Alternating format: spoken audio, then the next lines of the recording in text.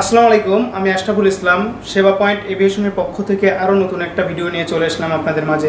আজকে আমরা কিছু কথা বলবো যেগুলো আসলে আমাদের সবার জানা উচিত। আমরা বিভিন্ন প্রকার নিউজ স্টাডি করতেছি বা বিভিন্ন তথ্য সম্পর্কে জানতেছি, কিন্তু আমরা যে এভিয়েশনের যে নিউজগুলো আছে এগুলো সম্পর্কে আমরা তেমন একটা অবগত না। বাংলাদেশে কিন্তু এই পর্যন্ত 8টা এয়ারলাইন্স তারা তাদের গন্তব্য শুরু করছিল। 8টা বিমান এয়ারলাইন্স গন্তব্য শুরু করে কিন্তু আজ পর্যন্ত 8টা এয়ারলাইন্স টিকে থাকতে পারেনি। কেন টিকে থাকতে পারেনি বা তারা কেন চলে গেছে এই ফিল্ড থেকে, এভিয়েশন ফিল্ড থেকে, আমরা কিন্তু এইটা এখনও সবাই অবগত না। তাহলে আমরা স্টেপ বাই স্টেপ জানবো কোন এয়ারলাইন্স কখন বাংলাদেশে আসলো, তারা কখন তাদের মহড়া শুরু করলো এবং কেন তারা এই ফিল্ড থেকে চলে গেল।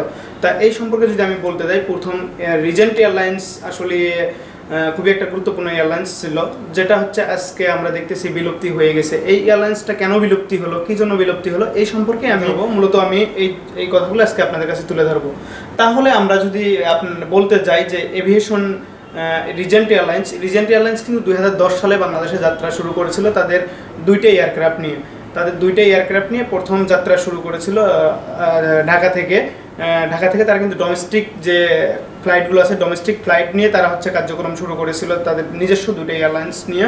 তারা কিন্তু ডে বাই ডে তারা অন্য দেশ থেকে বিমান তারা ভাড়া করে আনছে প্রায় 6টা। তাদের টোটাল 8টা বিমান ছিল। 8টা বিমান নিয়ে তারা কিন্তু মহড়া শুরু করেছিল। কিন্তু এই 8টা এয়ারলাইন্স বা 8টা বিমান থাকা সত্ত্বেও এই কোম্পানিটা কেন আজকে বিলুপ্তি হয়ে গেল? তারা 2010 সালে যাত্রা শুরু করলো, 2010 সালের নভেম্বর মাসে নভেম্বর মাসে তারা যাত্রা শুরু করেছিল।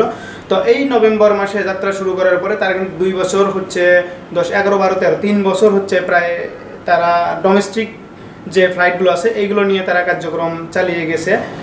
কিন্তু 2013 সালে তারা কিন্তু ইন্টারন্যাশনাল পর্যায়েও তাদের ইন্টারন্যাশনাল পর্যায়েও তাদের ফ্লাইটগুলো রান করছে। কিন্তু সেই এয়ারলাইন্সটা আজকে বিলুপ্তির পথে।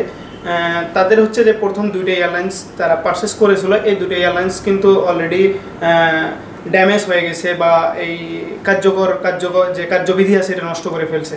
তো এই দুটো এয়ারলাইন্স তারা কিন্তু এখন তাদের শাহজালাল আন্তর্জাতিক এয়ারপোর্টের কার্গো এয়ারলাইন্স এগুলো ফেলে রাখছে এবং তাদের আরও 6টা এয়ারলাইন্স লিজ নেওয়া ছিল। এই লিজ নেওয়া এয়ারলাইন্সগুলোতে তারা তাদের কার্যক্রম চালিয়ে যাচ্ছিল।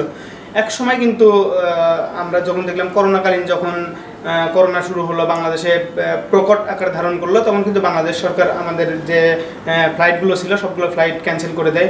এই সময় তারা একটা বিশাল একটা ঘাটতির মধ্যে পড়ে যায় এবং এই সময় কিন্তু তারা অনেক পিছিয়ে পড়ে যায় এবং তাদের যে পাইলট থেকে যত কর্মচারী ছিল সবার কিন্তু তারা প্রায় 5 মাসের স্যালারি দিতে পারেনি শুধু এই টাকার সংকটে।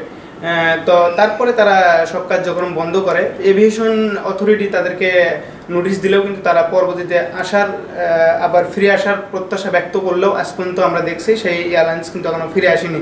তো এয়ারলাইন্সগুলো যে আমাদের এইভাবে বিলুপ্তি হচ্ছে, কোন এয়ারলাইন্স কখন বিলুপ্তি হলো, কেন আসলো, কী জন্য বিলুপ্তি হলো, এই নিউজগুলো আসলে সবার জানা দরকার।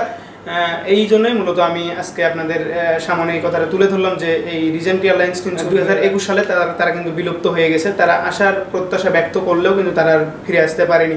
এভাবে অনেক এয়ারলাইন্স আছে যেগুলো আমি স্টেপ বাই স্টেপ আপনাদেরকে বলবো। যেহেতু বাংলাদেশে 8টা এয়ারলাইন্স একসাথে রান করেছিল, তার মধ্যে 7টাই ছিল প্রাইভেট এবং একটা কিন্তু সরকারি। তাহলে আমরা যদি বলি আপনাকে যে যেমন ইউনাইটেড এয়ারলাইন্স, এভাবে আরও যে বাকি এয়ারলাইন্সগুলো আছে এগুলো আমি স্টেপ বাই স্টেপ বলবো কোন এয়ারলাইন্স কখন যাত্রা শুরু করেছে এবং কখন তারা এয়ারলাইন্স ফিল্ড থেকে তারা ব্যাক করেছে।